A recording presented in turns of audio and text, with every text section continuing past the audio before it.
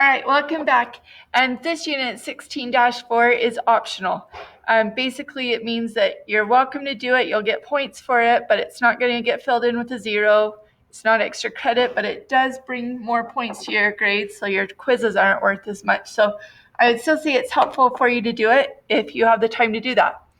All right, so we're going to start off with one more reason that we have to prove things about triangles is CPCTC. So we're going to start off with telling you a little bit what all those lovely letters stand for right here. But the first C stands for corresponding,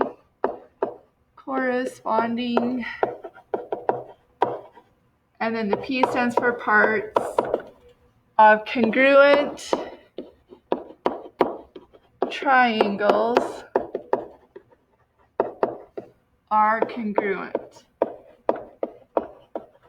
Okay, so we use this when you're asked to prove a part. So instead of asking us to prove that triangles are congruent, they're going to ask us to prove parts. I'm just going to write parts are congruent. And what that really means is, like, if they ask you to, parts would be like angles. So if they ask you to prove that angles are congruent, you're going to use this. If they ask you to prove sides are congruent, sides are parts, you're going to use CPCTC. But before you can use CPCTC, you must prove that the triangles are congruent.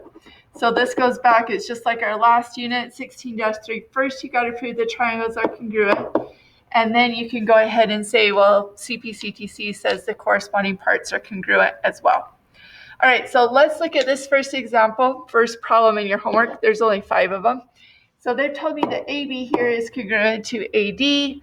They've told me that BC is congruent to DC. And we know using the reflexive property that middle line, the segment that's shared between A and C, that's congruent to itself. So these are congruent triangles. Notice you've got a side, side, side. So we could use our side, side, side congruence theorem to say that these are congruent triangles.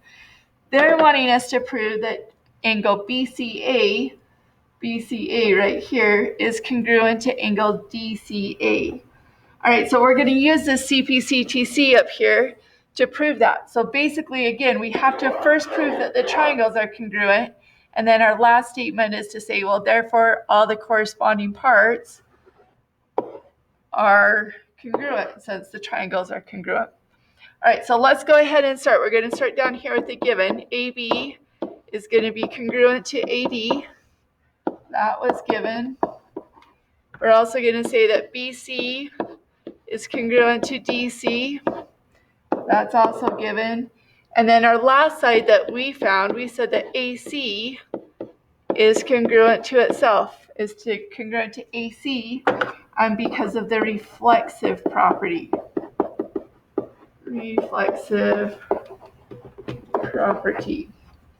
All right, so the hard thing here is talking about the triangles. So remember, when we're talking about triangles being congruent, we're going to go ahead and say that these two triangles are congruent by the side, side, side congruence theorem. But we've got to have them in order. So just watch, I would kind of even mark right here, between the 1 and 3, I'm going to go, here's a 1 and 3. So I'm going to use A is actually going to be the first letter of both of these triangles. And then if I go up here between 2 and 3, I go B for one of them, and I go to D for one of them, and then I'm left with C. So I'm going to say that ABC is congruent to ADC by the side, side, side congruence theorem.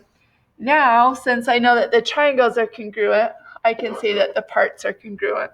So I know that that angle BCA is indeed congruent to angle DCA by the CPCTC, which stands for corresponding parts of congruent triangles are congruent.